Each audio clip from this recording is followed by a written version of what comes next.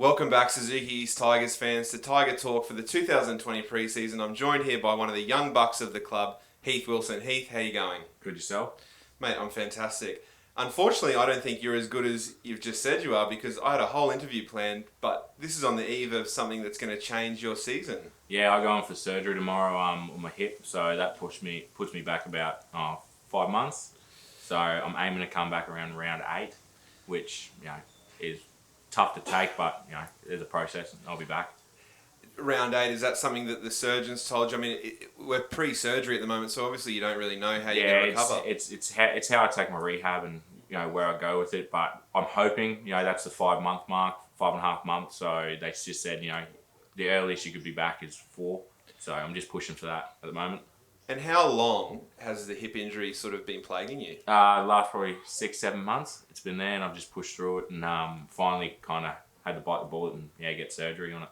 So what was the light bulb moment that made you go and get it checked out? Well, I'm unflexible at the best of times, but when I'm trying to squat, it kind of got to the point where, I need to go and sort it out because it wasn't too good.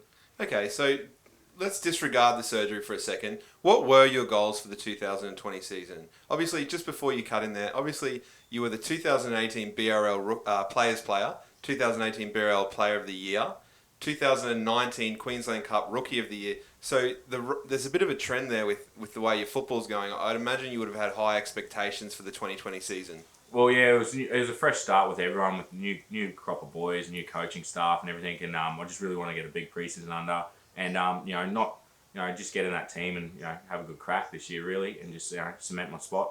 And I guess that stays the same for March, April, May when you do finally get back from your surgery. Exactly. Yeah, probably have to get my minutes up in reserve grade, which I'm happy to do, and then move on and just try and get a crack at the top spot. Okay, so you've been at the club for your whole senior career. You're a St Brendan's junior.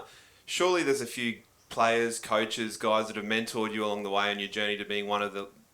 I'd be fair to say you're one of the leaders of the top squad now, as far as forwards go. Is there anyone that springs to mind? Yeah, probably the biggest one's probably Kevy Ryan. He's done a lot for a lot of boys here, but especially for me and a few other guys. And he's probably a big reason why a few guys are still playing here.